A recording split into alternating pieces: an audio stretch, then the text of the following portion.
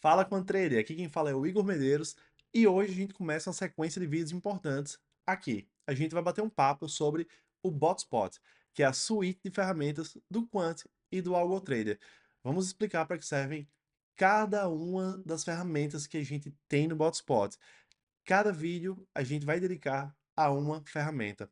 Então hoje a gente vai falar sobre a ferramenta de análise de backtest, mas por que eu tô aqui no MetaTrader, né, em vez de estar no Botspot? Porque a base de tudo que a gente tem no Botspot, pelo menos para começar ali a maioria das análises, a gente depende do backtest.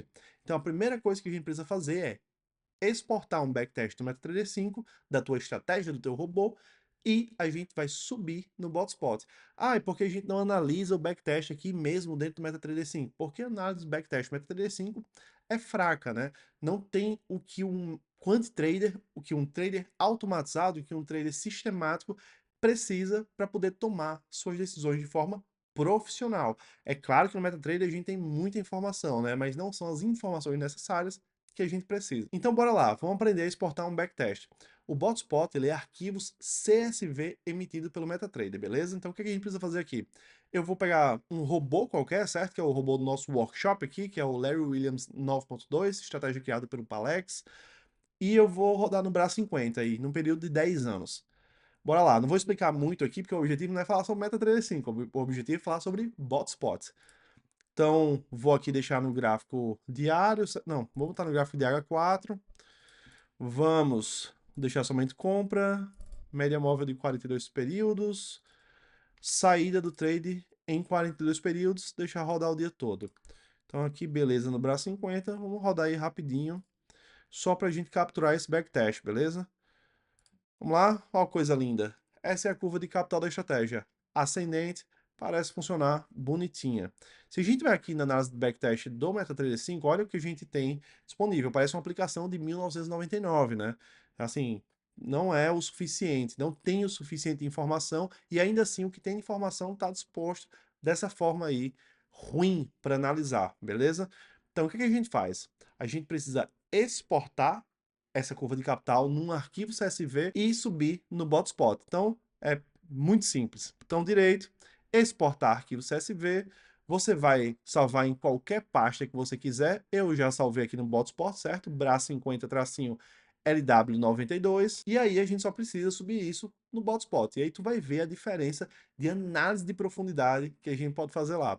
Bora dar um pulinho no Botspot. Antes de pular para a ferramenta de análise backtest, bora entender aqui a interface geral da suíte, certo? Da nossa plataforma. Aqui do lado esquerdo, a gente tem um menu que a gente consegue ver aí as principais ferramentas da gente, entre análise de backtest, análise de portfólio, análise de real-time, análise de histórico, simulação Monte Carlo, análise de base de dados, análise de volatilidade, Botspot Explorer e WFA.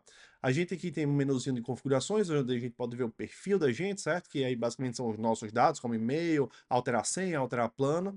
E aqui a gente, nesse momento, está na nossa home, certo?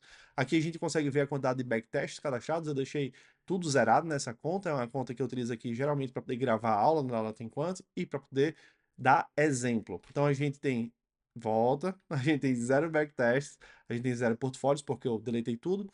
A gente tem zero operações abertas, mas, obviamente, aí, como é uma conta que eu já utilizei, tem 457 dias operados.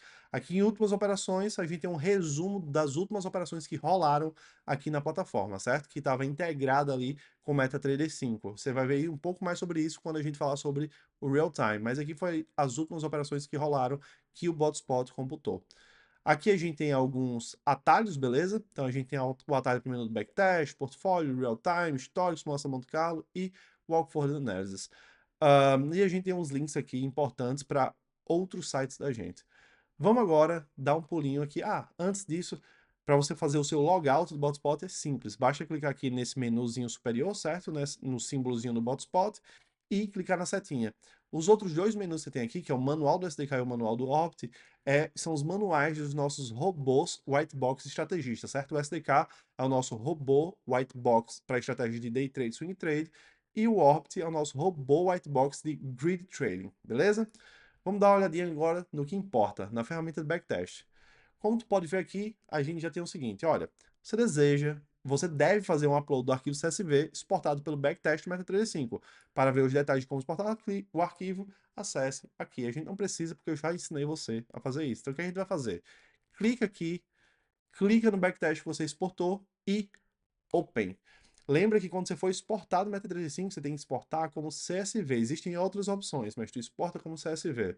Agora a gente vai fazer um cadastro básico aqui da estratégia, né? Eu vou chamar ela de BRA50, vou botar aqui o nome do ativo para ficar fácil, certo? Quando eu quiser pesquisar as estratégias que eu salvei aqui de BRA50, vou dizer que ela é uma... Aí, clicando no botão errado não dá, né?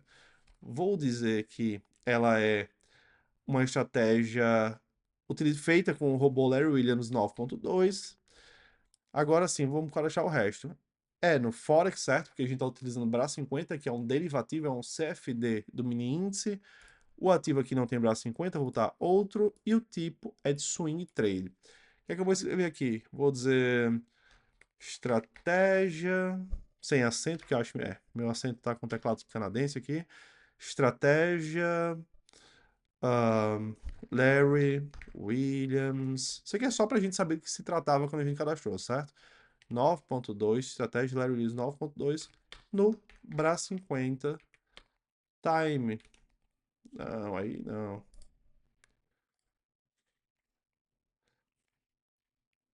Time Frame H4. É isso, e agora eu vou enviar. E aí vai processar e a gente já tem o nosso backtest, beleza? Aqui a gente tem um cardzinho, se a gente tiver outros backtests cadastrados, vão aparecer aqui os outros backtests, e a gente tem um resumo desse backtest nesse card, né? Qual é o mercado, qual é o ativo, qual foi o saldo que acumulou, qual é o fator de lucro, lembrando que aqui a gente tem reais, mas na verdade a moeda que está aqui é a moeda do teu backtest que você fez no MetaTrader 5, beleza? Que a gente tem o fator de lucro e aí a gente tem todo o histórico, de 2015 até dezembro de 2024, 10 anos de histórico. Clicando em detalhes, você abre aí o dashboard do backtest que você subiu, né? Aqui em cima a gente tem um cabeçalho do jeito que a gente botou as informações ali, e agora vamos analisar o que importa, o backtest, né? Então aqui a gente já vê que é completamente diferente. Olha o nível de riqueza de informação que a gente tem e como isso é disposto, certo? A gente dispõe isso de uma forma muito mais organizada. Então, bora dar uma olhadinha agora, ponto a ponto, entender aí o que são cada um desses clusters de informação, certo? Então, aqui a gente tem nessa parte superior algum resumo das principais métricas, certo? Que basicamente é o lucro total, e o lucro total, perceba que não está em porcentagem, porque aqui a gente não está utilizando nenhuma margem para calcular, isso é tantos por cento de tanto. Não, aqui a gente só está replicando igual o MetaTrader, beleza. Acumulou 268, 268 por quê? Porque a gente sempre utiliza o lote mínimo para fazer backtest, isso é uma boa prática. Então acumulou aqui 268,68, tendo uma média mensal de 3,49 por mês enquanto essa estratégia rodou. Ela operou no total, ela fez 68 trades, certo? Aqui não é um total de 68 dias. Como essa estratégia de swing trade, o que ela analisa são os trades. Então, existiram 68 trades aqui nesse backtest, sendo deles 42 positivos e 26 negativos. Se isso fosse uma estratégia de day trade ali, que opera todo dia, aí sim a gente poderia dizer que aqui são os dias operados. Mas no caso do estratégia swing trade, são provavelmente aqui com 99% de certeza somente os dias que ela operou. Perdão, os trades que ela fez. E aí a gente tem uma relação legal entre os trades positivos e os trades negativos, beleza? A gente tem 42 dias positivos e 26 dias negativos. Um fator de lucro de 2,67, alto, bacana. Taxa de acerto de 61%, 61,76%. Fator de recuperação. O que é o fator de recuperação? É a relação retorno-risco da série histórica que a gente tem, né? Da série que é essa curva de capital. Então, o que é que significa? Significa que o meu maior drawdown, certo? Que foi esse drawdown máximo aqui do saldo, já já a gente falar sobre saldo e float. Drawdown máximo do saldo foi 12,29 vezes menor do que todo o lucro acumulado, beleza? Pegou a visão? Então a nossa relação retorno-risco é de 12,29, altíssima. A gente tem um payoff de 1,65, isso mostra que quando a gente ganha mais do que quando a gente perde, né? Um payoff positivo significa isso. E aí a gente consegue confirmar aqui, quando a gente ganha, né, na média dos dias positivos é 10,23, quando a gente perde é menos 6,19, por isso que a gente tem aí 1,65. Aqui a gente desce um pouco e vê a nossa curva de capital, que é uma das métricas mais importantes, né? Se eu ligasse essa estratégia em 2015, como meu capital evoluiria, né? E evolui aqui de uma forma bem tranquila, né? Com baixa volatilidade e com uma inclinação da curva de capital bacana, né? Que provavelmente não ia gerar medo no meio do caminho da gente de, vou desligar a estratégia, não vou desligar a estratégia. Como eu já tinha dito aqui, a gente tem duas opções, saldo e floating, certo? E o que é isso? Saldo, ele só computa as operações que foram fechadas. Beleza, tem aqui uma operação, deu positiva, pum, subiu. Outra operação positiva, pum, subiu. E aí foi subindo. Uma operação negativa, pá, caiu. E ele vai computando o saldo de cada uma das operações fechadas. O floating é uma métrica super importante, porque ela não só avalia o saldo das operações fechadas, como ela avalia como foi o decorrer do trading, né? Então aqui tem um pouco mais de informação. Se o trade caiu um pouco mais antes de fechar, ela computa isso. E ela, tanto que o float máximo não é igual ao drawdown máximo, né? O float máximo é de menos 37,93, porque antes da operação fechar negativa e trazer para baixo o capital, um drawdown de menos 21,86 aqui nesse período, certo? Ela talvez chegou até menos 37,93 antes de fechar ali um drawdown máximo acumulado de menos 21,86. Então o float mostra informações de quando o trade estava em aberto. O saldo não. O saldo só mostra como se fosse uma acumulação dos trades fechados. Aqui não. Aqui ele mostra informação também de quando o trade estava em aberto. Tanto da máxima exposição positiva quanto da máxima exposição negativa. E aqui a gente consegue ter algo mais realista, beleza? Vindo aqui nesse cluster do lado, como você já viu, a gente consegue ver aí qual foi o drawdown máximo e o float máximo se a gente alterar esses botões aqui. Quando a gente analisa esse cluster, a gente está vendo o quê? O gráfico do drawdown máximo, o gráfico do float máximo, certo? Como se existe um padrão nessa estratégia, que nitidamente existe, né? Quando vai chegando aí na região de menos 18, ó, ele corrige. E nesse gráfico de drawdown, corrigir e voltar para a linha zero significa romper uma máxima na curva de capital, certo? Porque voltar para a linha zero significa que você superou totalmente o drawdown. Beleza, e aí a gente tem um padrão muito claro aqui, né? Nessa região de menos 18 e depois nessa região aqui de menos 27, o preço tende a voltar, né? A nossa estratégia tende a se recuperar. Existe uma lógica aqui no nosso drawdown também. Que ele mostra pra gente qual foi a nossa pior sequência negativa, certo? E descendo um pouco mais, a gente vê quando foi que isso aconteceu. Aqui aconteceu entre julho de 2023 e dezembro de 2023. 7 meses aí no nosso pior período de drawdown, certo? O mais pesado de todos. O nosso maior loss aconteceu num dia específico aqui, 3 de 8 de 2023, dentro desse período, inclusive, do máximo float, né, barra máximo drawdown. Aconteceu o maior loss diário e o maior gain diário também aconteceu aqui. Também não, né? Aconteceu fora desse período, mas aconteceu ali perto da pandemia, mais ou menos. Relação aí de maior para o pior de duas vezes, né? Quando eu tive meu maior loss diário foi de menos 15, quando eu tive meu maior gain diário foi de mais 30. Beleza, nosso maior período de estagnação, que é diferente do nosso maior período de drawdown, certo? O maior período de estagnação é o quanto tempo uma estratégia passa sem renovar a capital. Não significa que foi fundo o drawdown, significa que ela ficou moendo aqui sem ir para lugar nenhum e pum, depois rompeu. Isso aqui durou 2 anos e 2 meses mais ou menos, né? 2015 até 2017. Dentre os 10 anos que a gente tem disponível, que é justamente esse período aqui, ó, de 2015 a 2017, comecinho, a gente foi para canto nenhum, certo? Beleza, que é como foi o ano a ano da gente, a gente tem uma ideia aqui, ó, beleza. 2015 não deu em nada, 2016 um pouco negativo, 2017, 18, 19, 20 só ganha. 21 perdeu um pouquinho, mas depois voltou a ganhar, 22, 23, 24. Bacana, né? Aqui a gente consegue ver aí como é que foi a distribuição dos retornos ano a ano, não só da curva de capital. Beleza, aqui a gente já tem um cluster de informação anual, né?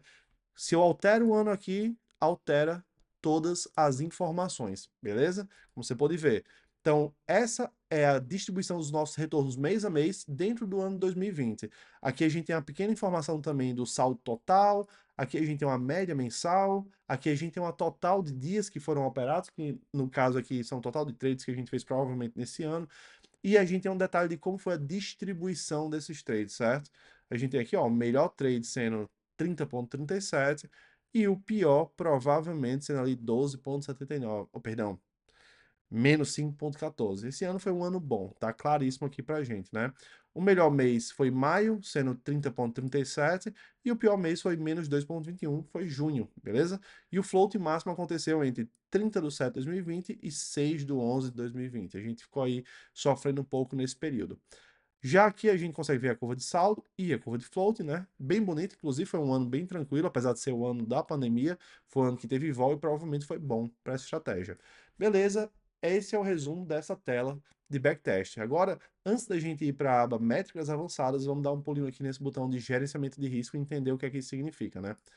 Aqui é só uma ideia que o Botspot te dá de como tu pode construir tua margem. A gente separa em perfil agressivo, moderado e conservador, mas pelo amor de Deus, entenda, isso é só para facilitar a compreensão. Não significa que é agressivo, moderado e conservador. Cara, se tu tá em renda variável, é tudo agressivo, certo? É muito agressivo, médio agressivo e menos agressivo, mas ainda assim todos são agressivos. Isso aqui é para facilitar a compreensão só. Beleza, o que é que isso significa? Aqui a gente pegou o drawdown máximo basicamente e utilizou como margem, ó. Se você tivesse feito isso, né, de ter pego o 21,86, que é esse cara aqui, ó, que não é o float máximo, então atenção, é o drawdown máximo, e tivesse utilizado isso como margem em 2015, você teria feito uma média de 15% ao mês, quase 16%. Isso é sustentável? Óbvio que não. Porque se acontecesse o drawdown máximo, novamente você ia quebrar a sua conta, porque o dinheiro que você tinha lá era o dinheiro do drawdown máximo. Se eu multiplicar isso por 2, eu tenho esse cara aqui, o moderado. E aí, a gente vê que se o float máximo acontecesse, que ia acontecer, teoricamente, você ia quebrar sua conta se você tivesse botado só isso aqui, porque o float máximo é 37. Isso aqui, você tinha botado 21, né? Que é o drawdown máximo só. Já aqui, tu não ia quebrar a conta, mas tu ia chegar bem perto. Aqui a gente teve um retorno médio de 8% ao mês. Ainda assim, isso é loucura, é muito alto e totalmente descontrolado. É um risco altíssimo que não vale a pena correr. Aqui embaixo as coisas começam a fazer um pouco mais de sentido, certo? Então, o que é que a gente faz aqui? A gente pega o drawdown máximo e multiplica por 5. Então, a gente chama isso de conservador, mas não é nada conservador, isso aqui é agressivo. É menos agressivo só. Então, a gente tem aqui 109,30, que é mais ou menos aí, se a gente pegar esse cara, que seria a informação mais correta, e multiplicar por 3, vai dar aí mais ou menos esse cara aqui, que é 109,30, né? A conta para ter chegado em 109,30 é pegar o drawdown máximo, multiplicar por 5. Se acontecer o drawdown máximo de novo, você teria levado um drawdown ali de 20% do capital. Pegou a visão? Então a gente teria levado esse drawdown de 20%, mas a gente sabe que, na verdade, não é só o saldo que conta, o floating também acontece. Então teria sido, na real, um drawdown de mais ou menos 30%. Aqui na aba de métricas avançadas, a gente tem algumas outras informações importantes, certo? Mas a gente precisa utilizar uma margem para poder calcular essas outras métricas. Então vamos fazer isso.